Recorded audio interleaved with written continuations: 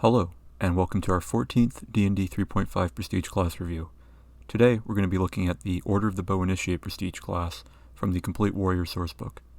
I'll be giving my thoughts on the Prestige class's concept and execution, as well as its prerequisites and class features. The Order of the Bow Initiate does also appear in the Sword and Fist supplement for 3.0 edition, but we're going to be covering the Complete Warrior version exclusively here. The Order of the Bow Initiate is described as a meditative archer who finds almost a spiritual purpose in archery, using it as some sort of higher calling. As such, it's not a surprise to find knowledge religion among the Prestige class's requirements. The Order of the Bow Initiate is an archery-focused Prestige class, as you can probably guess, and its features focus mainly on improving your damage with bows, as well as some other archery-related utility features. The Order of the Bow Initiate requires a +5 base attack bonus, as well as 5 ranks in craft bowmaking and 2 ranks in knowledge religion. It also requires the feats point blank shot, precise shot, rapid shot, and weapon focus with either longbow, shortbow, or the composite version of either. These requirements gear the class mainly toward fighters or rangers with the archery style, both of whom can get into the Prestige class by level 5 or 6. Knowledge religion isn't going to be a class skill for either of these classes, maybe for the odd paladin that decides to join this Prestige class. Still, it's only requiring 2 ranks, so I would rate this Prestige class's requirements as moderately restrictive. The Order of the Bow Initiate gives you 2 plus intelligence modifier skill points per level, gives you climb, craft, knowledge religion, ride, spot, and swim.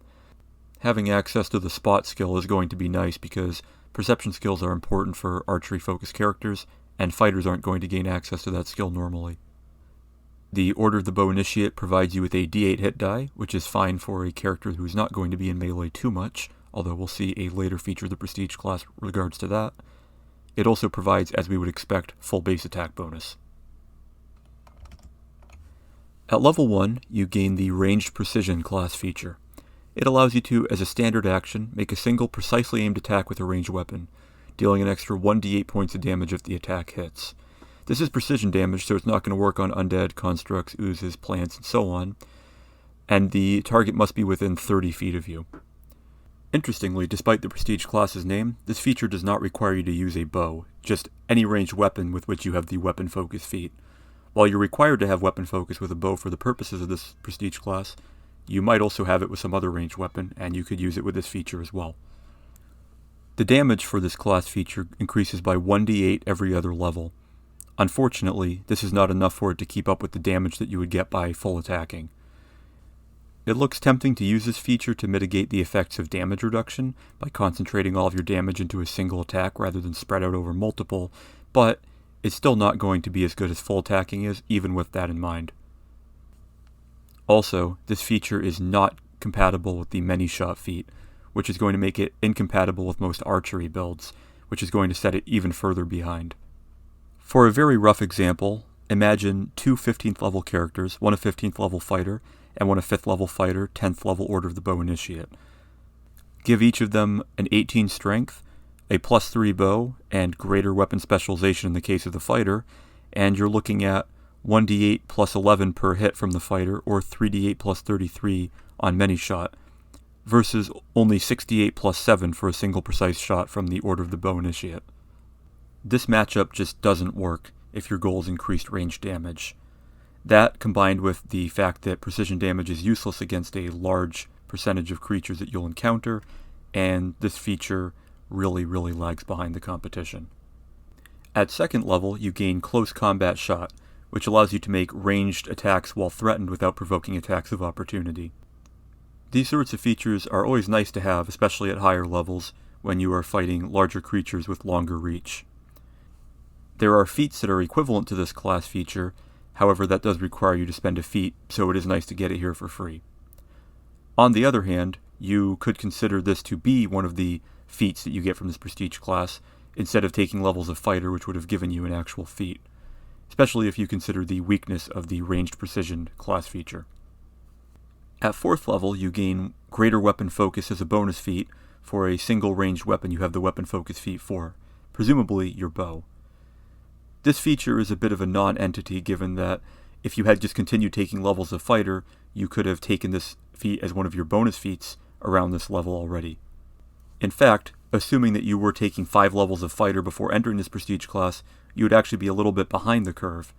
You might think that this makes sense given that it should be that you get this feat a level behind an actual fighter, but it just puts more points against this prestige class as an option weighed against levels of fighter. Likewise for level 6, when you gain the sharpshooting feat as a bonus feat. This is going to reduce the cover bonus your enemies get from your ranged attacks, but again, you could have simply been taking levels of fighter and chosen this feat if you wanted to, or if you wanted to, you could have chosen a better feat. Finally, at level 10, you gain the extended precision feature. This allows you to use ranged precision at up to 60 feet. In some ways, this capstone ability feels like the lame punchline to a bad joke. The ranged precision feature is already subpar, and giving it a range of 60 feet really doesn't do very much to help it. Also by this point, your ranged precision damage is going to be plus 5d8. This is a decent chunk of damage, but again, conflicting with many shot and your full attack is going to really drag it down as an option. Overall, for a prestige class that presents itself as the quintessential archer, it really doesn't have much to offer, and it finds itself outclassed by basic options already available to ranged combat characters. This prestige class is one that I have personally seen in action, and while it is serviceable, you would be better off simply taking levels of fighter if you really wanted to go for the best possible range damage you could. There is one base class that is particularly compatible with the Order of the Bow Initiate, and that is the Scout. The Scout is already going to want to be moving around, so the standard action is a little bit less of a drawback, and the ranged precision damage will stack with the skirmish damage from the Scout, while also scaling a little bit faster. While the many-shot issue is still present, it at the very least removes the issue of giving up your full attack for ranged precision. You will also be stuck using a short bow if you go this route, unless you play an elf or something, as the Scout is only proficient with short bows, and the Order of the Bow Initiate does not grant any proficiency with any weapons. Overall, this prestige class has a lot of promise in concept, but it falls flat in execution. I would give it 4 stars for concept and 2 stars for execution. It is still serviceable, it is still usable, but it is not going to be an option that you're going to want to choose. One way to fix this prestige class would be to give that 1d8 of damage at every level, rather than every other level. This would put its damage a little bit more in line with many shot, as well as just making it a more tempting option in general, while compensating for the fact that it is still useless against a large number of monsters you'll be encountering. While this may seem excessive, keep in mind that 10d8 is a mere 45 points of damage. A high-level fighter with an elemental bow could easily dish out that kind of damage with a full attack, especially by level 15. This feature will help you cope with damage reduction a little bit better, but that's easily balanced out by how many creatures that this feature simply will not work on. So, to summarize, the Order of the Bow Initiate is a good concept for prestige class that is dragged down by one subpar feature and a lot of other ones that are a bit redundant because they are bonus feats that you could have taken anyway if you wanted to as a fighter. It's pretty much an automatic qualify for any archery-focused character, besides those 2 ranks of knowledge religion and perhaps the ranks in craft bow making, but even so, you'll find that there are better things to do with your levels. Overall, taking this prestige class will drag your character down a little bit compared to what they could be, but if you don't have the many-shot feat, or you don't like using it, range precision is a subpar but somewhat viable alternative. So, that's about it for this prestige class review. Please like, share, comment, subscribe, and so on. Thanks for watching, and I'll see you next time.